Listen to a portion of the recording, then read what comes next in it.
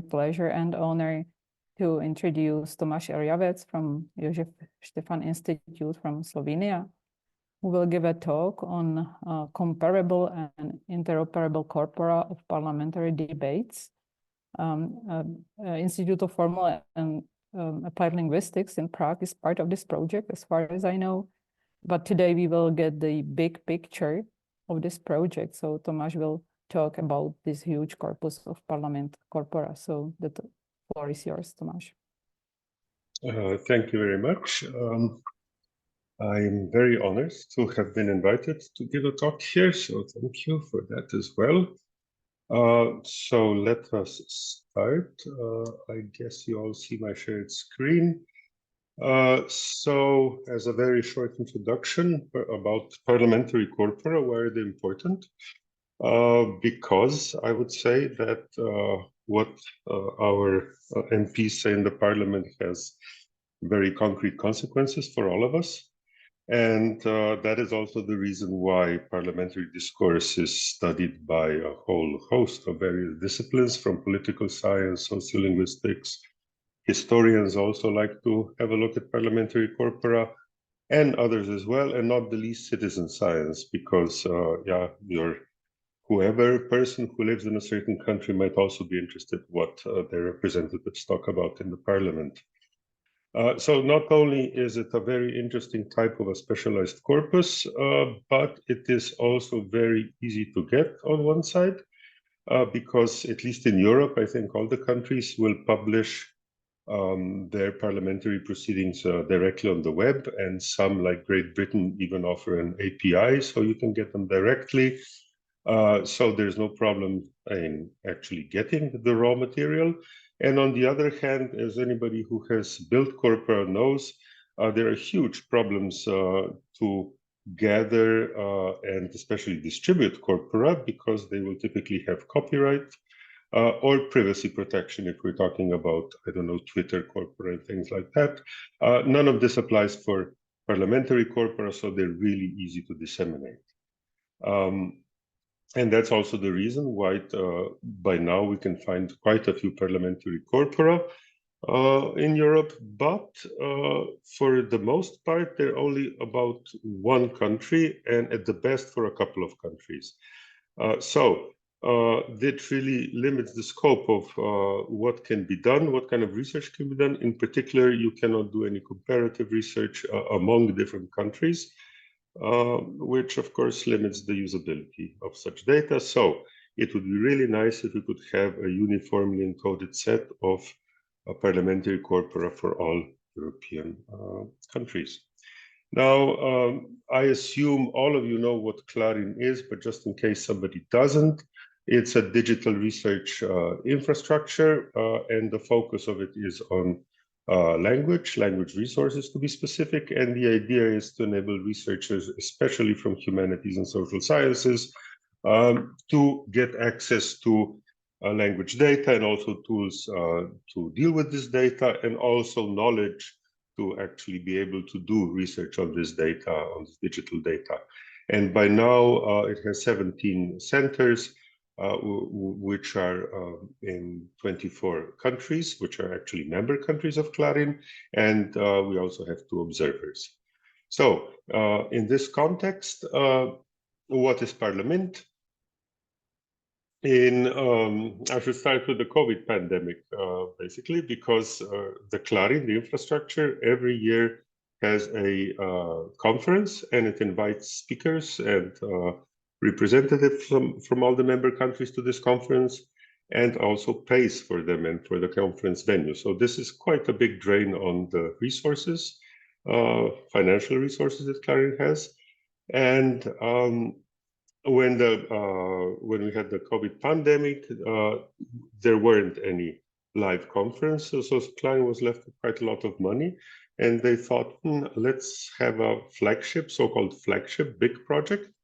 And we applied and we got it. So that was ParlaMint 1, and then that got extended into ParlaMint 2. So you see the first one was in 2020, 21, second one, 22, 23.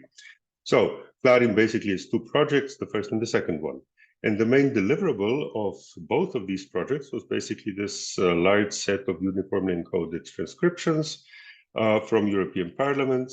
The idea was to make it as comparable as possible. So we had this minimal condition that all the corpora had to cover the years from 2015 to 21 in Parliament 1 and in Parliament 2 to 22, that the metadata should be quite rich and also to a large extent uniform across all these parliaments, that they should be, again, in the same way linguistically annotated, and they should be, of course, openly available.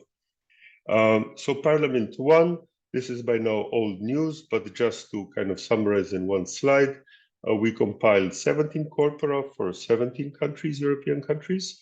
The idea here, which also got carried on to Parliament 2, is that each partner, and well, we had a lot of partners, yeah, one from each country, they each compiled their own corpus, and then they were kind of put together and released for download in the scope of our Slovenian CLARIN repository, and also for direct analysis in the sketch engine that we hosted, again, the Slovenian CLARIN node.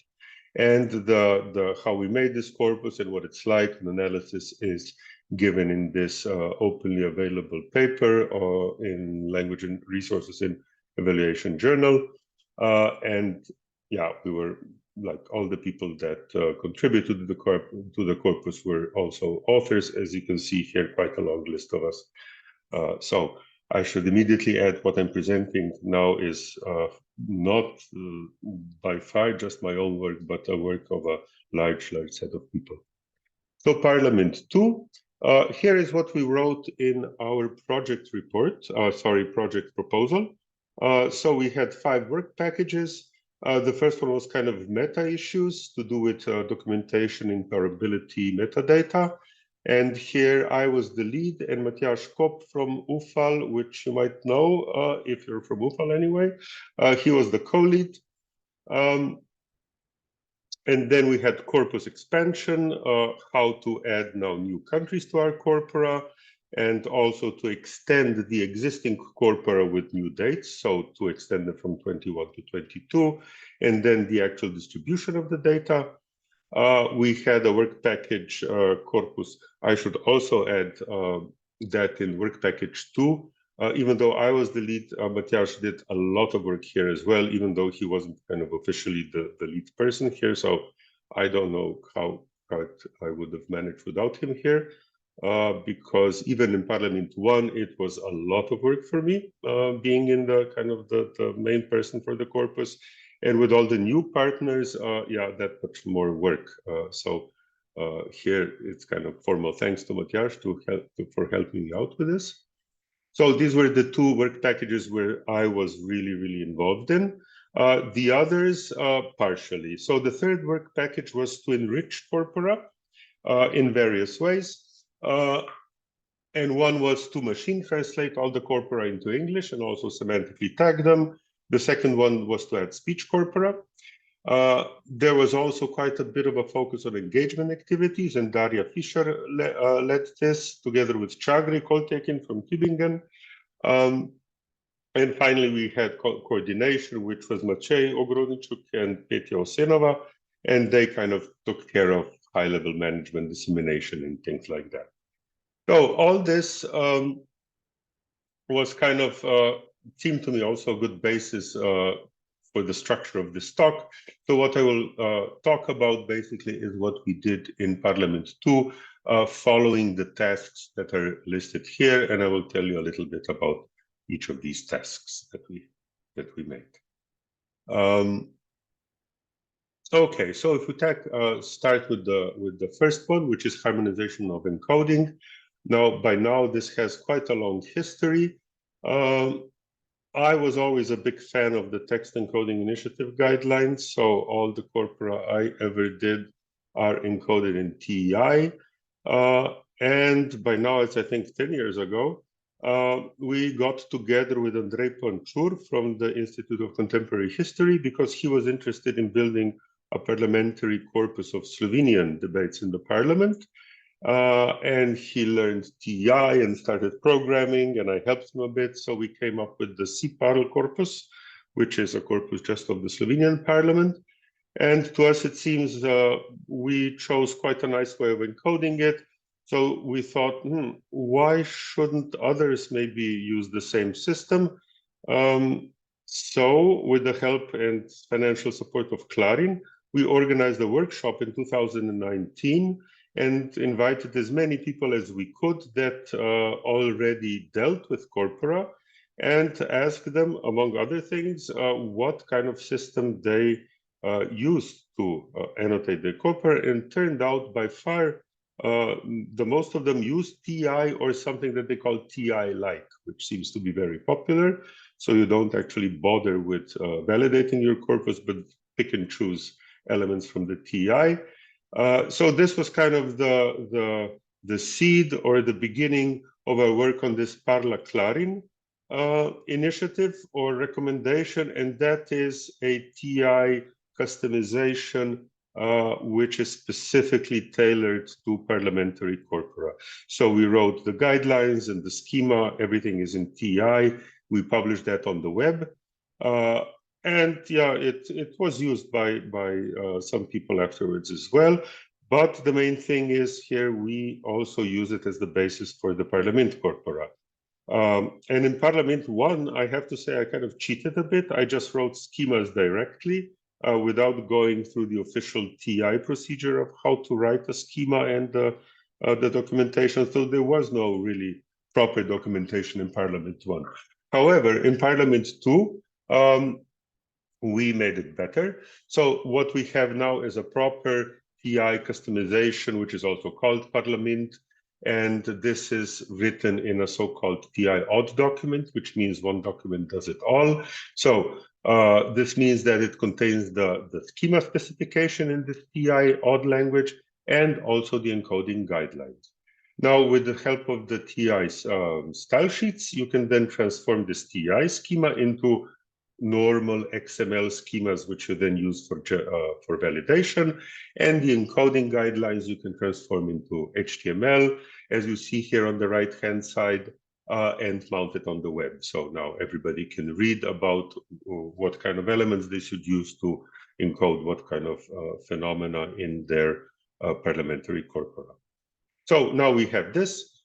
In the meantime, I mean, as we were developing the corpora, new challenges came along. We also reconsidered a couple of decisions. So there were, in the scope of the ParlaMint 2 project, there were quite a few changes made to these, to the guidelines and to the schemas. But nevertheless, now it's hopefully fixed, even though you see the last change was actually made this month.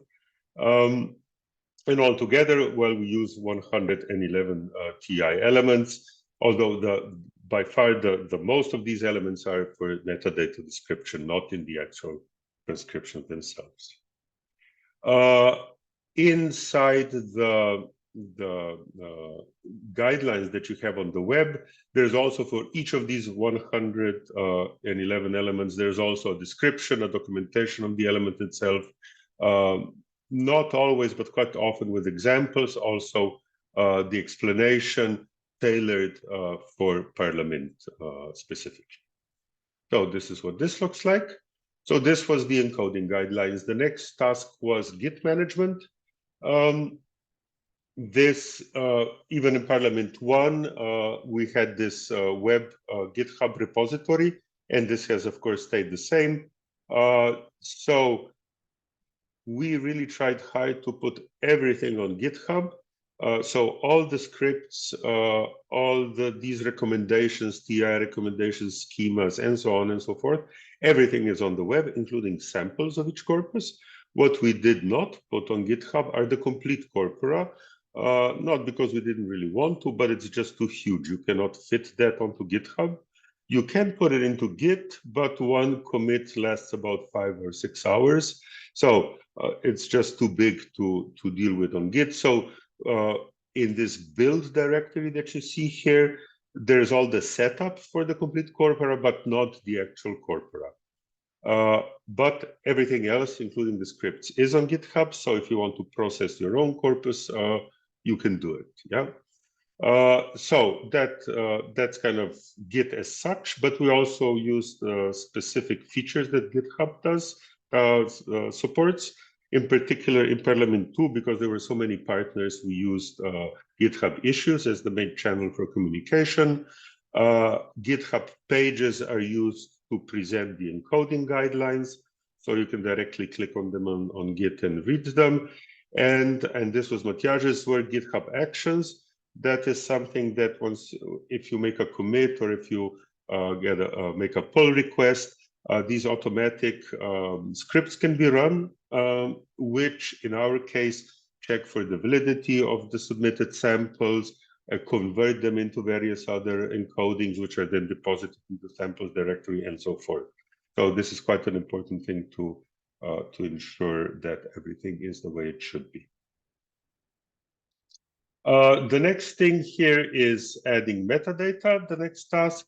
Now here, even though each partner could probably add this metadata by themselves, they had enough work as it was. Also, quite a few of them, all the partners from ParlaMint 1 were actually contributing their work in like an in-kind contribution, so they didn't get any money for this. So in order to save them some pain and also to, in a way, make it easier, we added some metadata centrally to ParlaMint, because it's much easier if somebody knows what they're doing. If they already did it for 2 countries, it's then much easier to do it for the next countries. So the kind of metadata we added was the metadata that the researchers actually, after ParlaMint 1 was finished, said, oh, it's a big shame you don't have this information in, because I would find it very useful. And the kind of metadata is, I will skip the taxonomies for now, return to those later, but we added metadata for ministers. So for each speaker in the corpus, whether they were a minister and from when to when, so the time interval when they were a minister. The reason here being that it's often interesting to either exclude ministers from your data set when you're doing some analysis, or only do it for the ministers. Yeah, they speak of quite different things than the members of parliament. The other thing was the political orientation of the parties which are associated with the speakers on this left to right axis. Now, we said at the time, oh, that's a good idea, let's do it. And we put it in the project proposal. Afterwards, it actually turned out that proper political scientists don't really like this left to right political orientation. It's too kind of primitive for them. But nevertheless, many people use it. So we thought, well, let's do it.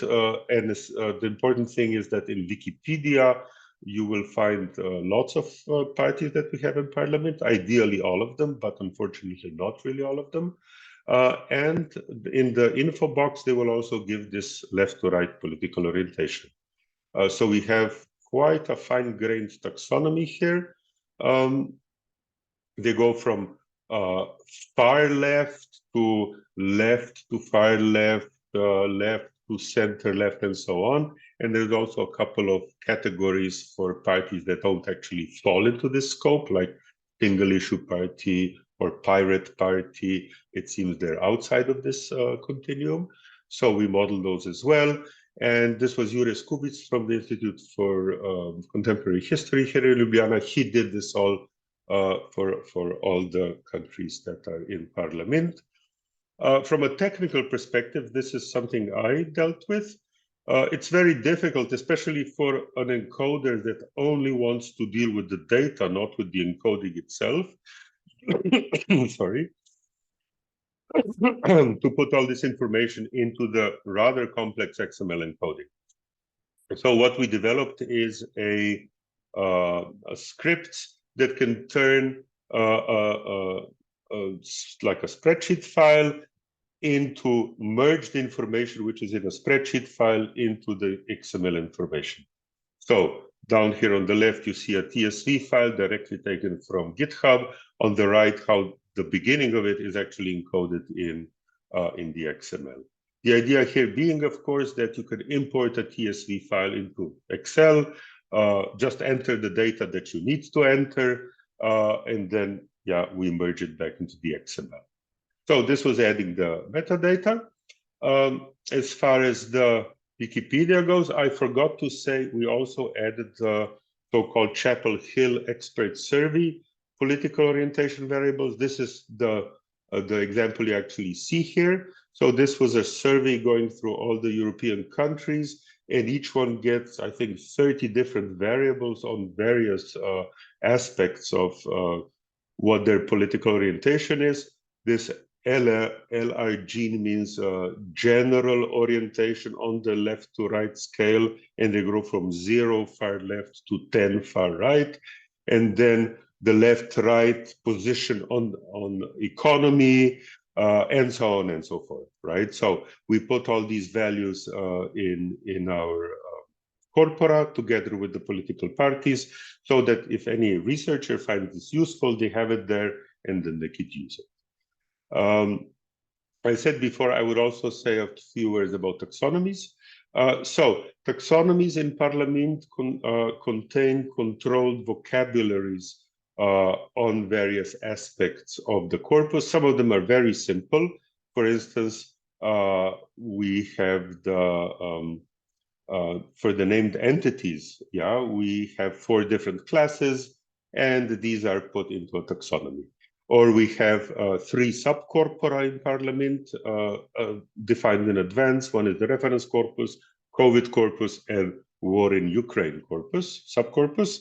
So again, we encode these 3 subcorpora in a taxonomy. Some are quite complicated, especially the one on the workings of the parliament. So inside that you have, is the parliament unicameral or bicameral, with a lower house and an upper house, and how this is structured, and so on and so forth. That one's very complicated. Anyway, we had these taxonomies already in ParlaMint 1, but in ParlaMint 2, me and Matjaž went to quite a bit of effort to pull them out of the individual taxonomies, pull them together to have a Parliament-wide taxonomy, which is also then translated into all the Parliament, or well, as many as we could get, into all the Parliament languages. This, I think, is quite a valuable kind of multilingual terminological language resource, and hopefully it will be useful at some point.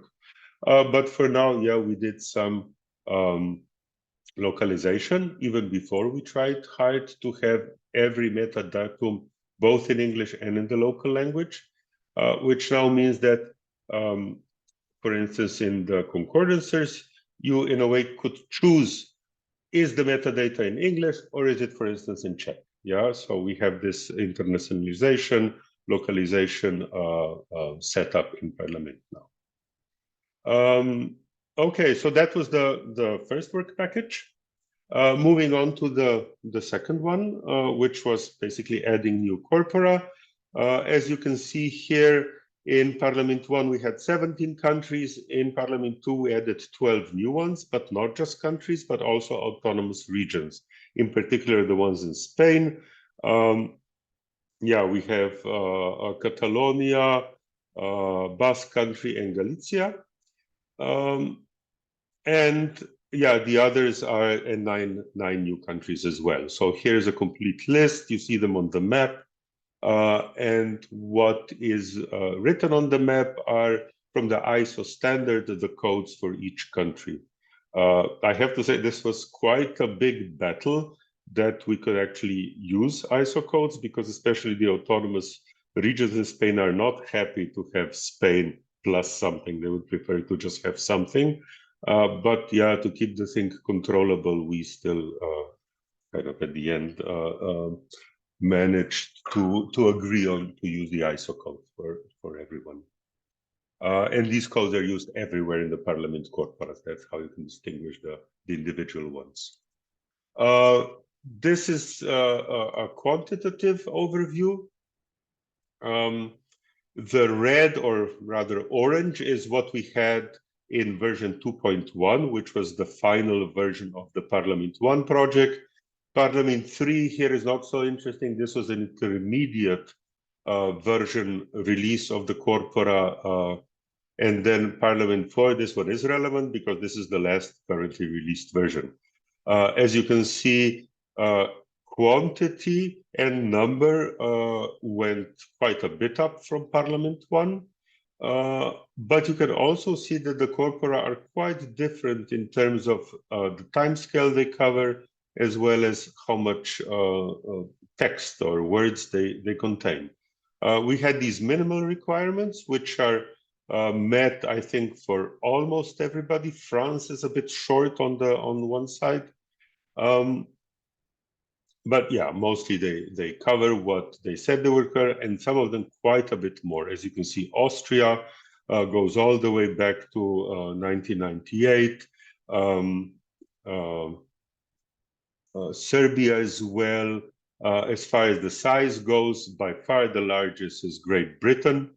One reason being because they have a bicameral parliament, and they put in, unlike most of the others, both the lower and the upper house, or the House of Commons and the House of Lords, as they call it. So they have by far the most data, 10 times more than the smallest corpora here. So this altogether then comes to just about 1 billion words, or a little bit more if you join together all the corpora. I should add some more words here about how we actually prepare the corpora themselves. As I said in the beginning, each partner prepared their own corpus already in the ParlaMint encoding. And this includes the linguistic annotation. And the linguistic annotation is on the levels of tokenization, sentence segmentation, lemmatization. And then we have the universal dependencies, morphological features, and syntax.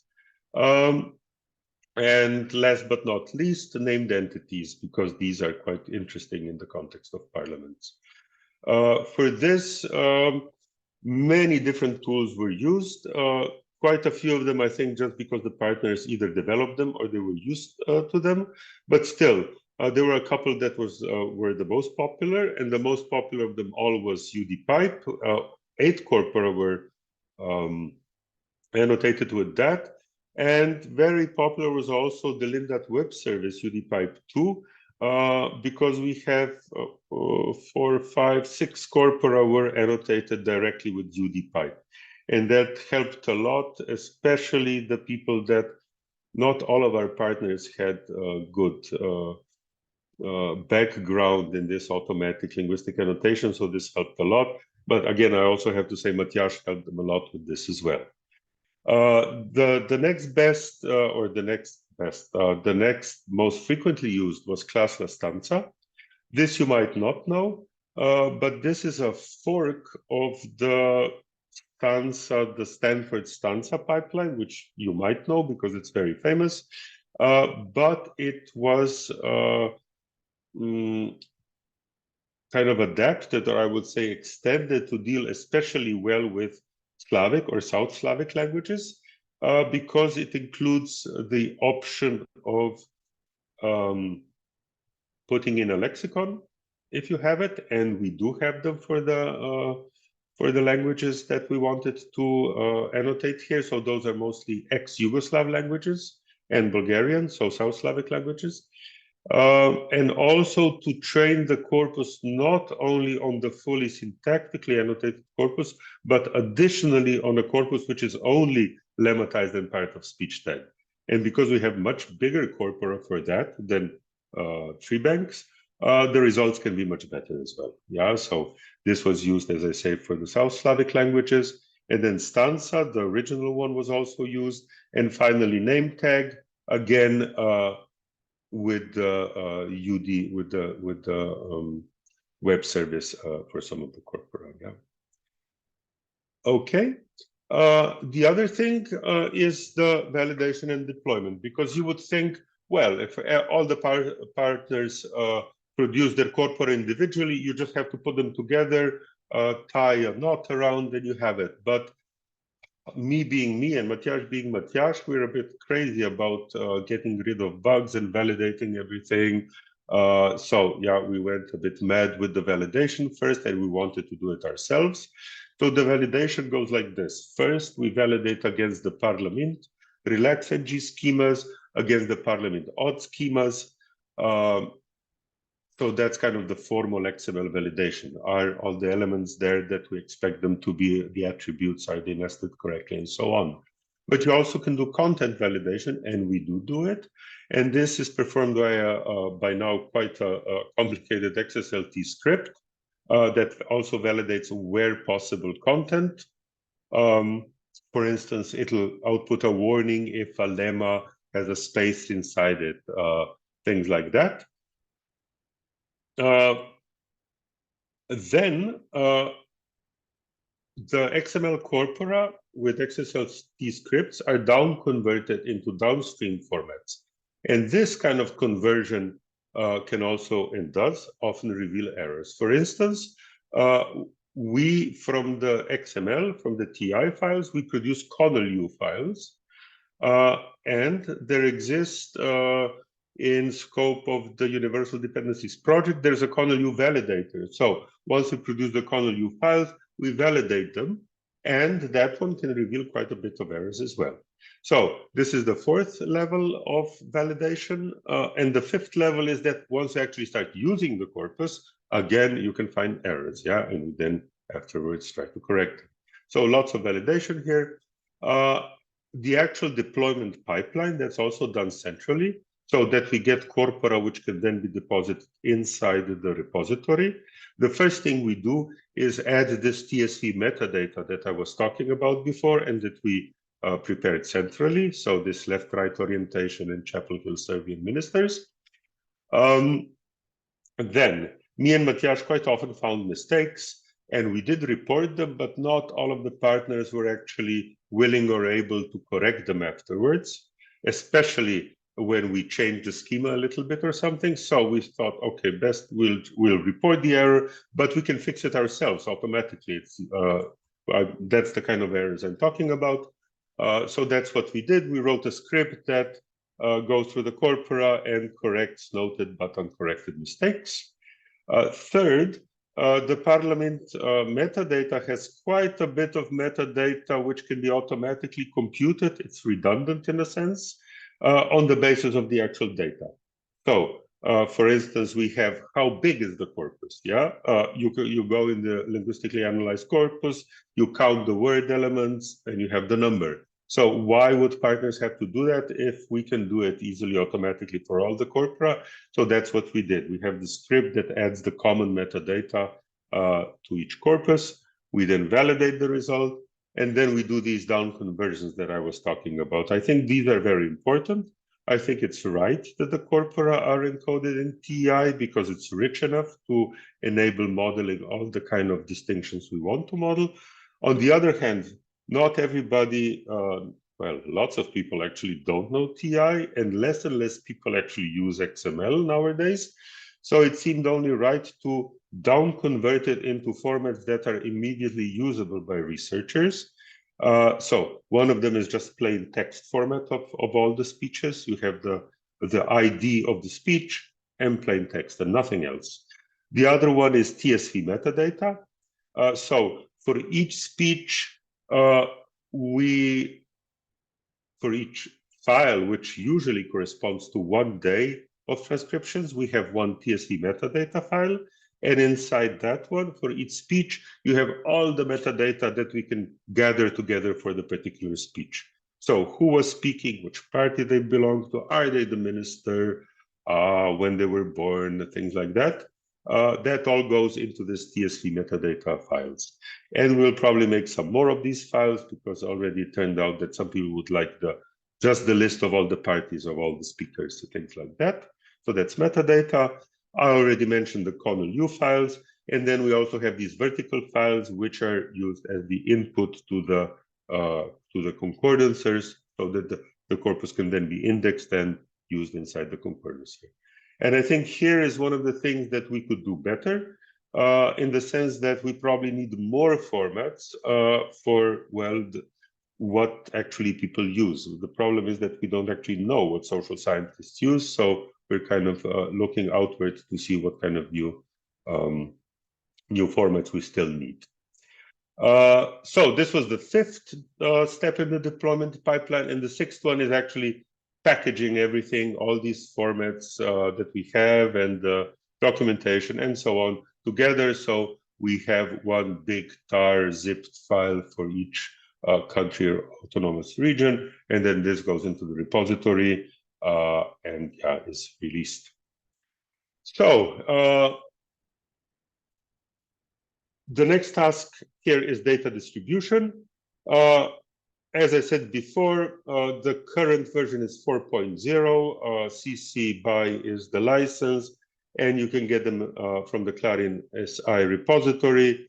And this version 4 actually comes in as 4 different items.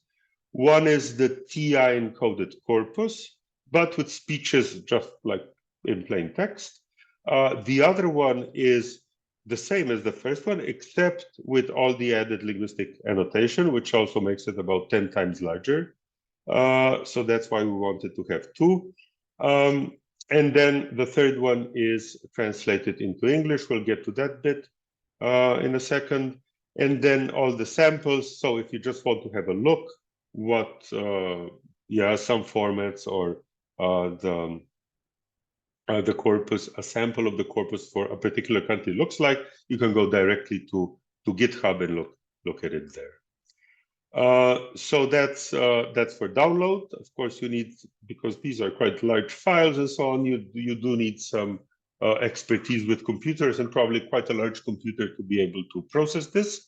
For most humanities scholars, they are much more used to just using an analysis tool.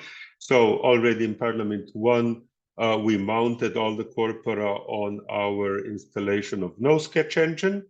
What happened in ParlaMint 2, a new version of no sketch engine came out in the meantime, and we helped with localizing it to Slovenian. And now there's also this, maybe it was actually before, but we didn't use it.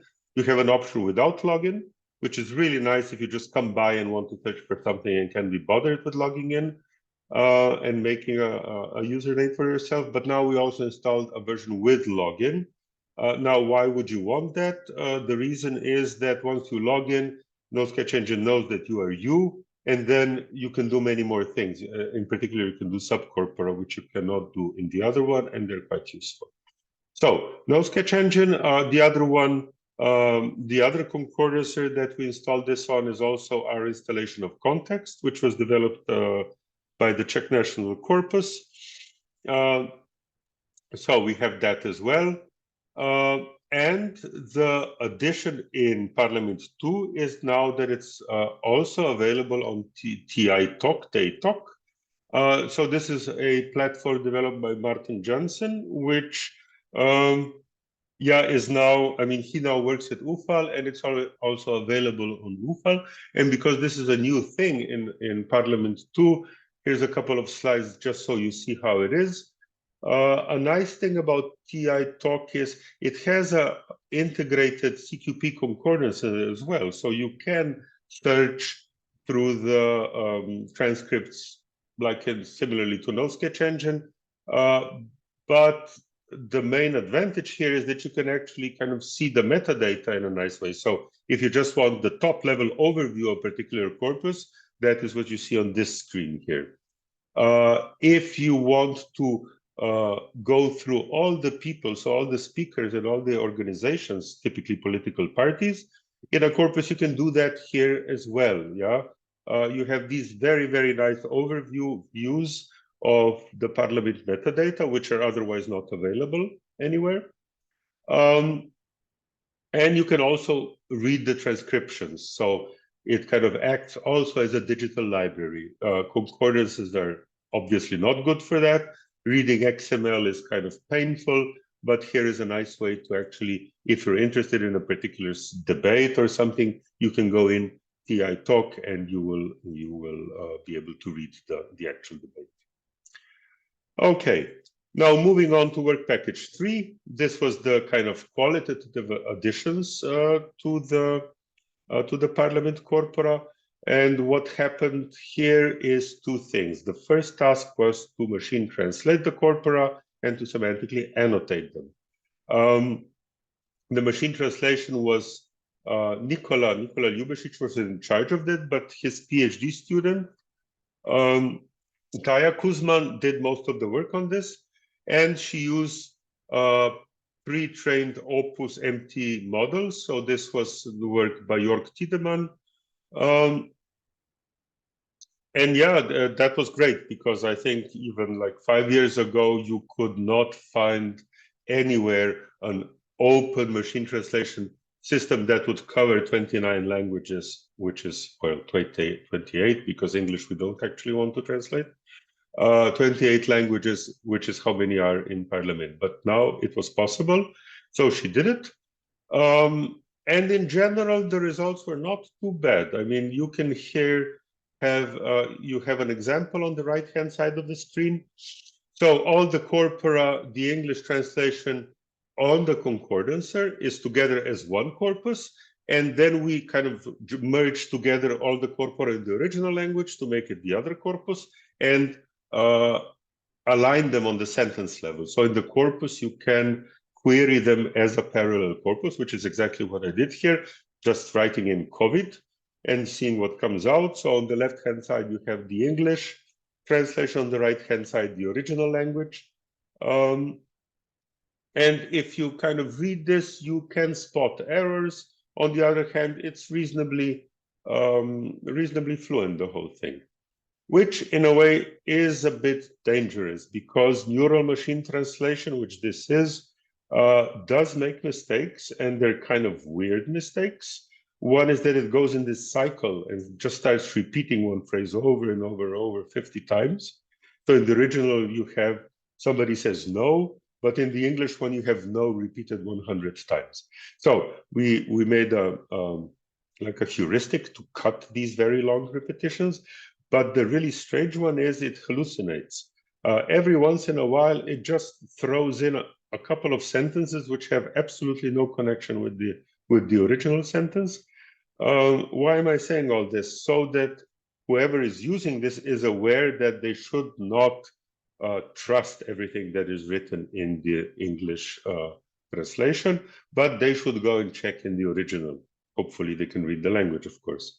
So yeah, with this, I think in general it was quite good. The only kind of pervasive and very funny problem was that it likes to translate proper names as well.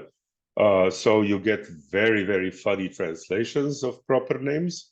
And Taya then did a fix for that, because in the original we already had named entities. She could determine them in the translation as well, and then basically taking the lemmas of the named entities in the original, transfer them into the English one. So altogether, at least I'm quite happy with the results. So now we have this 1 billion word all European corpora available in one language, with, of course, the warnings I just gave. So the other thing that we did here, and this was work by Paul Rayson, they have been developing this semantic tagger for almost 20 years now, I think.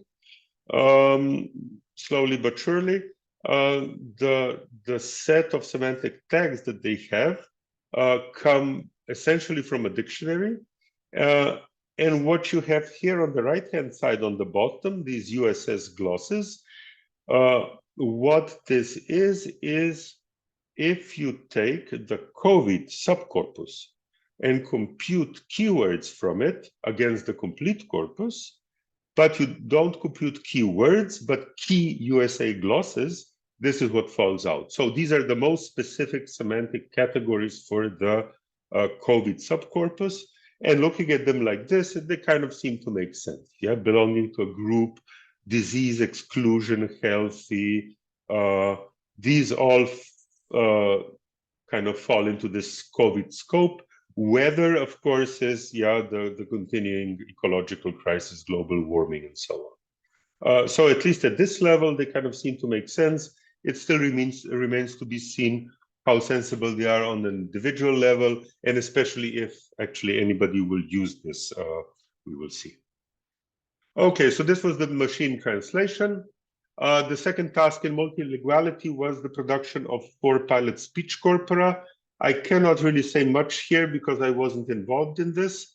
Now the Czech one, I think this was mostly developed by Matthias, and kind of this started before even ParlaMint started. So it has kind of more or less its own track. And now Matthias is kind of working with Nicola together to bring the Czech audio PSP together with Parla speech. This is something that Nicola developed with co-workers. So for Croatian, Polish, and Serbian. As you can see, the hours are very impressive, especially the Czech one, but also the Croatian one has 3,000 hours, which for a speech corpus is quite a long speech corpus, right? And all four have already been published in the scope of the repository, but also on our concordancer. So the concordance lines here that you see on the right look kind of like they would look with any other ParlaMint corpus, except for the red button on the right-hand side. There, if you click on it, you can actually hear what the person said. So this is the big achievement here. But because these have been deposited in the repository too, you can also use them for ASR training and other kind of highly technical tasks to do with speech. Now, this was quite a complicated process because the actual recordings themselves are available on YouTube. On the other hand, we have the ParlaMint corpus, and you're supposed to match these two things together, and you have more than 1,000 hours, at least for the Croatian one, of matching. And the order is different. Not everything that is in the ParlaMint corpus you can actually find on YouTube, so some things are missing. And the third thing is that what we get in the ParlaMint corpora are something that has been edited to make it sound nicer, but the recordings are, of course, how the person actually spoke. And you have all these false starts and maybe pauses and things like that. So the matching between the official transcription and what is actually on YouTube is sometimes very, very vague. So these were quite serious challenges to face, and they kind of developed a procedure to actually face them and to solve them. So I think the overall quality, at least it's reported to be quite good. Okay, so these were all kind of the hardcore technical tasks that we did in ParlaMint. But we also wanted people to know about ParlaMint because I think that's where we are in a way the weakest, the number of users. And the first way to get, the easiest way to get users is to tell them that the thing exists. So we had two tutorials on ParlaMint corpora. One was last year in Graz, where there was this big digital humanities conference. And then there was also a European Summer University in Digital Humanities. This was in Romania. So this was mainly the work of Anna Krivenko. She's a Ukrainian that now works in Slovenia. And also Kristina Pahor de Baiti, and she's from Slovenia. Yeah, she's a PhD student. So they did these things together. We were very happy and proud, I would say, that at the Helsinki Digital Humanities Hackathon, so this is a hackathon meant that computer scientists and linguists or humanists meet and together make some research and then also publish the results.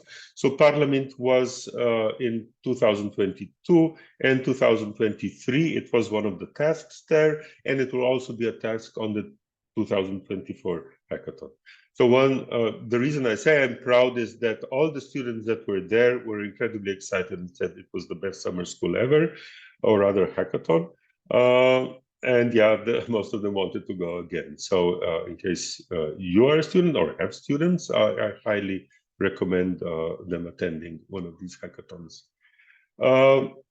Finally, it will be ParlaMint is the data set, well, not ParlaMint as such, but a data set made from ParlaMint will be used in the shared task at CLEF 2024. So that's this year. Yeah, it's still in the future. Now the project ended in last year, yeah, which doesn't mean that we're not working on it anymore. Of course we are, because as I said, me and Tomaž, we don't like mistakes. So we are actually working on a maintenance release of ParlaMint, where we will get rid of some of the mistakes that we noticed in the current version, and we did notice them. Also, the Ukrainian corpus was extended to 2023. This was actually by some funding given by the Slovenian parliament to enable them to do that. Not only was it extended, but the Ukrainian parliament was anyway bilingual, Russian and Ukrainian. So this language determination procedure has also been improved. So this will be part of the next release, and hopefully this will be done in May.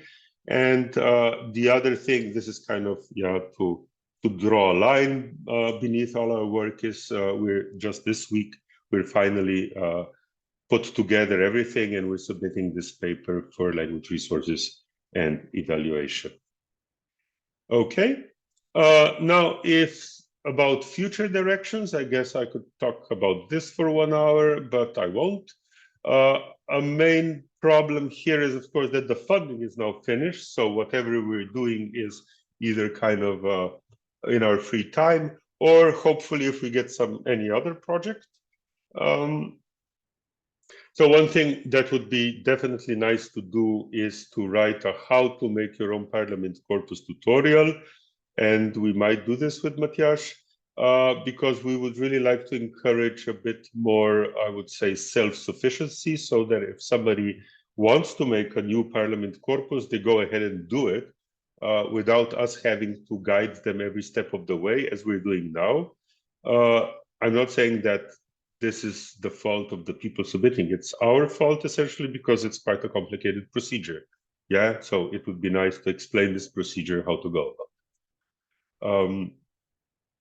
It would, of course, be very nice to extend the coverage of the corpus by the countries that are still missing, and also in time, because now most of the corpora end middle of 2022. So now that's more than 1.5 years, out of date. But both these things are very complicated, because somebody needs to do it, of course. And not only that, we are in a way the victims of our own success. We put so much extra information into ParlaMint corpora and machine translated them and so on, that it's now very difficult to add something, a new country with all this metadata. So the idea is to kind of encourage ParlaMint Lite corpora, which would be encoded in the same way as current ParlaMint corpora, but we wouldn't insist that they have all the metadata and everything that the current ParlaMint corpora have. So I think that's one promising direction, yeah, to relax the schemas and these validation procedures, that they would accept corpora which are basically structured correctly, but might be missing a lot of the information that we have. The other relatively low-hanging fruit is to add more metadata. So we already added these Wikipedia political orientations and Chapel Hill survey variables, but there's other data sets out there that also have interesting data about political parties. So we could add this as well, and this really shouldn't be so much work. Another, maybe a bit more ambitious thing, is to link to other types of documents we now just have parliamentary proceedings. But there's also very many connected types of documents which could also be formed into corpora and connected, like laws and party manifestos and so on, and give further worth to the parliament corpora. And something that I'd really like somebody to do, but I definitely will never do it because I'm not good enough at these modern machine learning, deep machine learning methods. But essentially what we have now is a really interesting training set. We have the ParlaMint corpora, which is the result that we want. We have the URLs of the parliamentary sites, which contain the HTML files on the basis of which the ParlaMint corpora were made. So you have source, you have target, you just need a machine learning system to put the two together, and then you would have an automatic way to keep updating the corpora that are already part of the ParlaMint. So this, I think, would be a brilliant PhD. But anyway, that's for somebody else, not me. So these are future directions. I would like to say one more thing. If you like the lectures, and especially if you will use the corpus, we have entered ParlaMint. We nominated it for a DH Digital Humanities Award as the best DH dataset category. Here's the link, and you can vote until the end of the month. So yeah, here's a kind of plug from my side. And the last thing I would like to say is a big thank you to all the Czech researchers, because I don't know if you've noticed, I've mentioned Matthias a few times, true, but I don't think we could do ParlaMint without you guys, as it were, because if you look at what kind of tools we use, yeah, we use first of all, universal dependencies. I don't know what universal dependencies would look like without Dan Zeman, but I don't think it would be the way it is now. Then we use UDPipe, name tag. All the corpora are put on the repository, the Slovenian CLARIN repository. And what do we use? We use the repository that was developed at UFAL, at Lindat, so the one based on DSpace. We put our corpora on Concorder. What we use is no sketch engine developed in Brno. We use context developed in Prague. And with a bit of more thought, I think I could come up with more things that we use and were developed in the Czech Republic. So yeah, a big thank you from me for all this development that others can use. And with this, I would stop now. Thank you for your patience, and I would be glad of any questions. Thank you, Tomaž, for your extremely interesting lecture.